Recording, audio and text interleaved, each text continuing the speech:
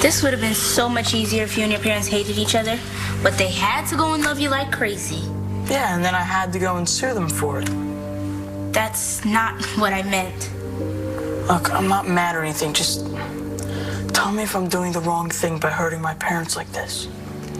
I believe that my brother's surgery will make you walk again. And when you're out of that chair doing everything you used to do before the accident, your parents will thank you for it. I hope so, because today, I think things are going to get ugly. Why? What's going to happen? It's okay, sweetheart. I know that you'd like to be here. I get that. You have a meeting to go to. You really should go to it. I know. Okay, I'll see you later. I love you too. Bye.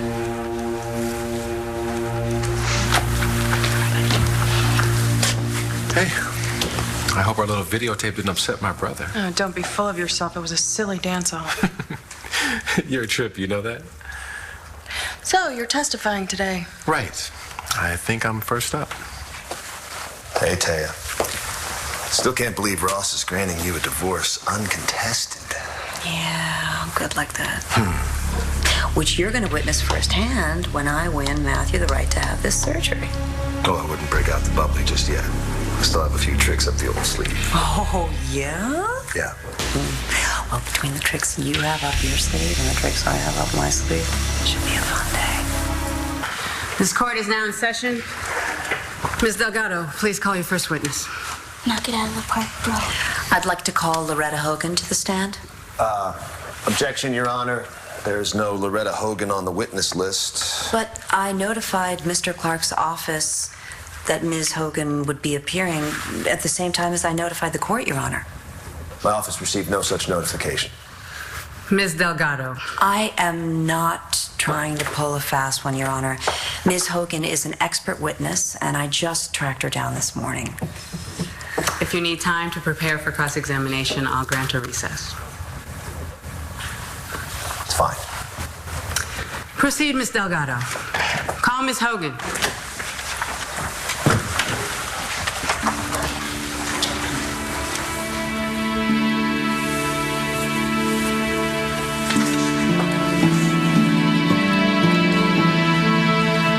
My name's Loretta Hogan.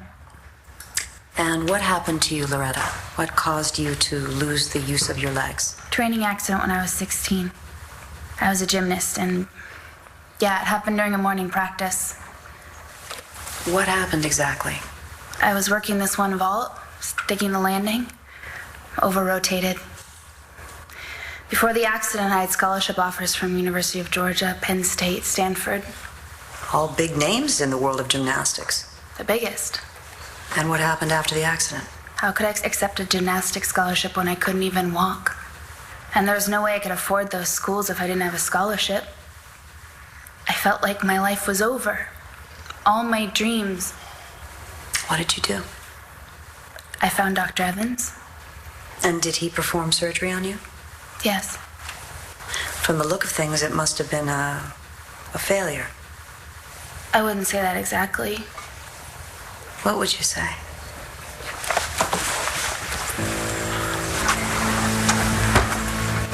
I'd say it was a big old success. And I owe it all to Dr. Evans. You knew about this, didn't you? Stop this, Elijah. Stop this now. Objection, Your Honor. Is this a three-ring circus or a courtroom? I trust that's a rhetorical question, Okay, Your Honor, Counselor. these cheap theatrics have nothing whatsoever to do with my son's case. Sit down, Mrs. Buchanan. Mr. Clark, please control your client. Due respect, Your Honor, she's right. Miss Hogan's testimony is irrelevant If a in the young manner in which person Miss Delgado regaining the presents. use of her legs as a result of Dr. Evans' surgery is irrelevant, I don't know what is. Matthew's parents are denying their son this surgery because they're afraid he will be injured further or die. Ms. Hogan is living proof that the Buchanan's fears are unfounded. You may continue.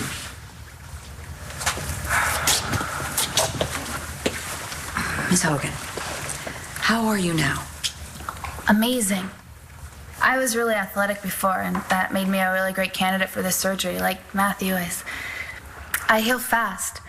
Rehab's going great. If I hadn't found Dr. Evans, I'd still be in that chair. Honestly, I can't imagine anyone saying no to this surgery. No further questions, Your Honor. Miss Hogan, how old are you? 19? And how old were you when you received the surgery from Dr. Evans? 18? Not 15. No, but No further questions. you've got to get this done. Dr. Evans No is the further best. questions. You may step down. I call Dr. Gregory Evans to the stand.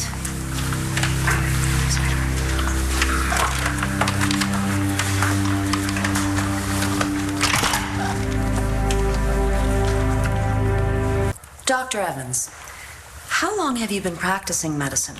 Well, since I finished my surgical residency, 12 years. 12 years. And how many surgeries have you performed? Well, ballpark. Hundreds.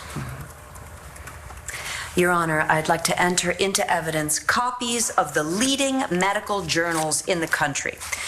Each one contains a laudatory article about Dr. Evans. Many of them cite the operation that he would like to perform on Matthew, an operation that is almost the exact same operation that allowed Ms. Hogan to walk again. Your Honor, we will stipulate that Dr. Evans is an expert in his field. Did Matthew's family bring you here to heal their son? Well, that's the way I understood it, yes. And they paid you a consulting fee to examine him? Yes. Dr. Evans, have you ever lost a patient? No, Never in 12 years. never.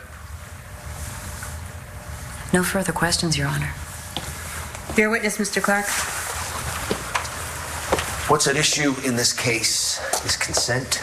Dr. Evans, who exactly brought you here? Who paid your fee? Clem Buchanan. And is your appearance a surprise to Matthew's parents? Clem Buchanan recently married Matthew's mother. He was Matthew's stepdad. Oh, that's true. But that doesn't make him the legal guardian, does it? Objection.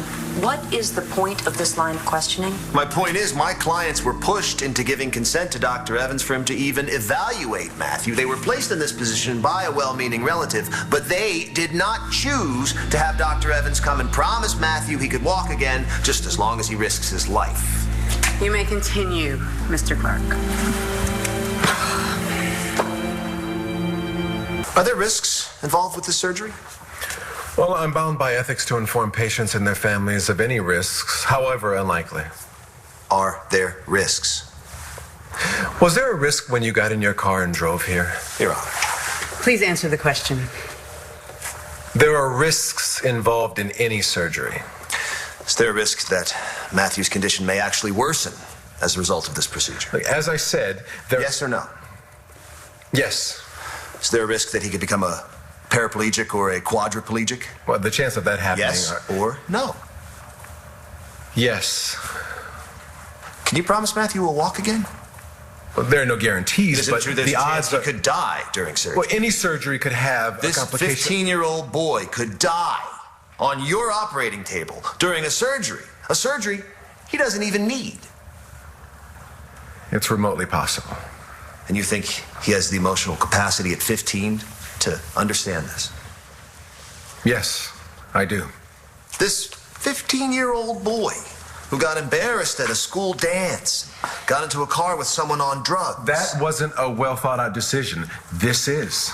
And it is your opinion that this 15-year-old boy who didn't even have enough sense of his own mortality to buckle his seatbelt can make this life or death decision?